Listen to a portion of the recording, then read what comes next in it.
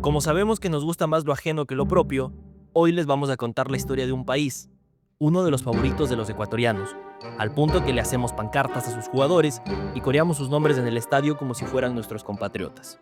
Argentina. Y como la historia se repite siempre dos veces, esta historia empieza en junio de 1955.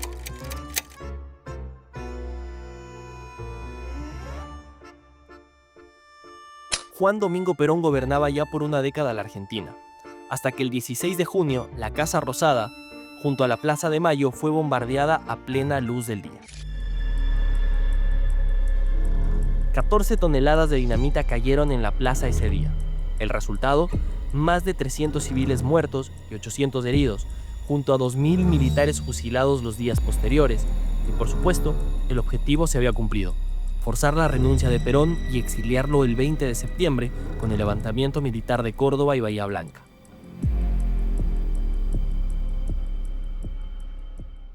¿Quién lideraba la Revolución Libertadora?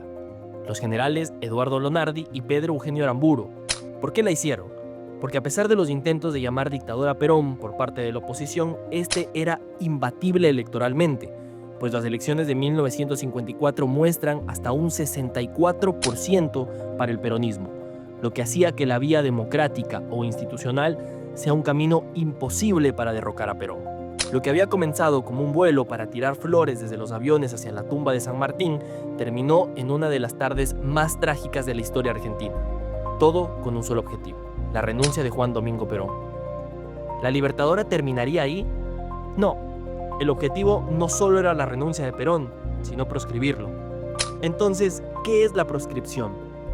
Básicamente es la identificación pública y oficial de personas u organizaciones como enemigo público del pueblo y del Estado.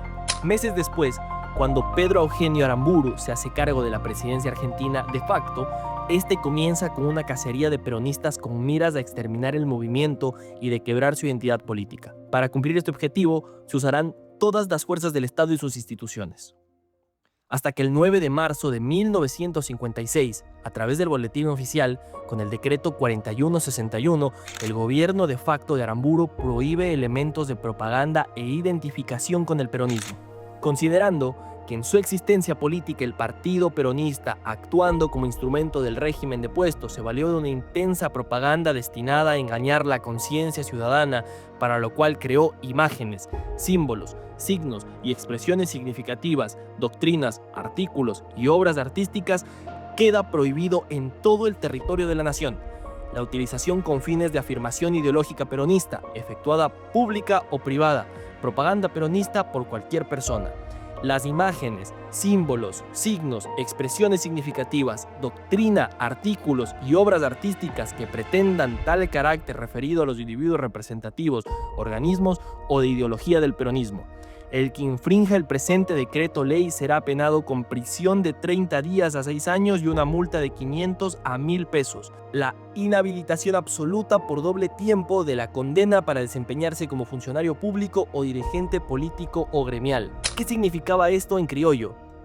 Que quedaba totalmente prohibido el uso de cualquier imagen, foto, dibujo, símbolo o palabra que haga referencia al peronismo y a Juan Domingo Perón. Entonces, ¿qué tiene que ver esto con Ecuador? Es bastante simple. Las preguntas de la consulta popular de Daniel Noboa y su pregunta dedicada a Rafael Correa, como lo ha dicho Coavisa. Es decir, la proscripción del correísmo, o de Rafael Correa, ha comenzado.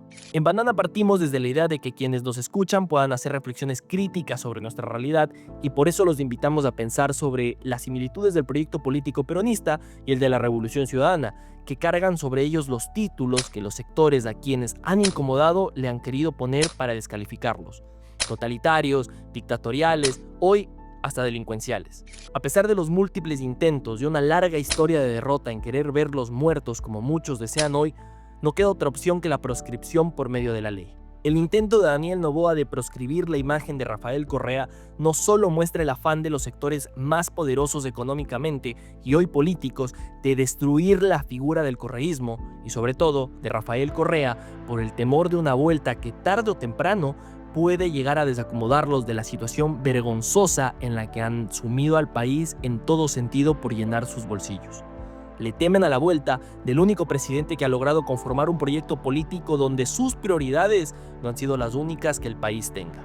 Por eso nos han tratado de convencer desde hace 8 años que el correísmo ha muerto, que Rafael Correa es un cadáver político a pesar de que hablan de él todos los días e incluso por la buena amistad con el gobierno estadounidense logran que el secretario de Estado también hable de él. No hay duda ninguna que Correa y su grupo político ha tenido enlaces con diferentes grupos y lo ha utilizado para su política interna, ¿no? Para destabilizar los gobiernos que no son de la línea. Por eso también buscan borrarlo de Carondelet, de las obras que hace pocos años seguía inaugurando, como de las papeletas, de las pancartas y de las campañas políticas, porque le recuerda su pasado perdedor, su pasado incapaz de conseguir lo que tanto ansiaban, donde el dinero no les fue suficiente para llegar a Carondelet. Señor presidente, tenga en cuenta que el fantasma del correísmo seguirá vivo.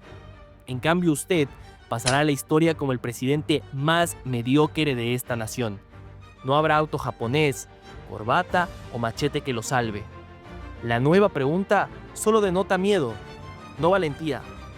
No muestra interés alguno en mejorar la vida de los ecuatorianos, de mejorar la estructura estatal, de dotar de dignidad a los hospitales, carreteras y centros educativos de este país, sino tan solo sus caprichos más infantiles, a los cuales por supuesto sigue accediendo por un país que está cegado por su perfil de influencer y una oposición que cada vez es más conciliadora y sumisa. Señor presidente, tenga en cuenta que ninguna de las preguntas ayuda a este país a salir del hueco profundo y oscuro que desde su llegada no ha dejado de hacerse más hondo y tenebroso.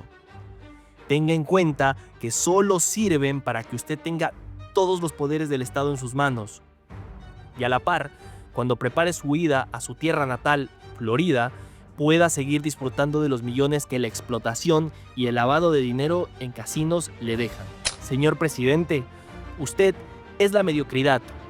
Y aunque el pueblo ecuatoriano hoy está cegado con sus bailes de TikTok, tarde o temprano verá con claridad que usted, como su familia, es una peste de la cual nos tendremos que deshacer tarde o temprano. Disfrute, presidente, aunque intente proscribirnos, a todos, en pluralidad, a los académicos, a los correístas, a la izquierda, a los ecologistas, a las mujeres, a los niños pobres de Malvinas, a los comuneros expulsados por sus compañías mineras. Seguiremos de pie, reencarnaremos miles de veces porque a nosotros nos mueve la dignidad y el derecho de vivir bien.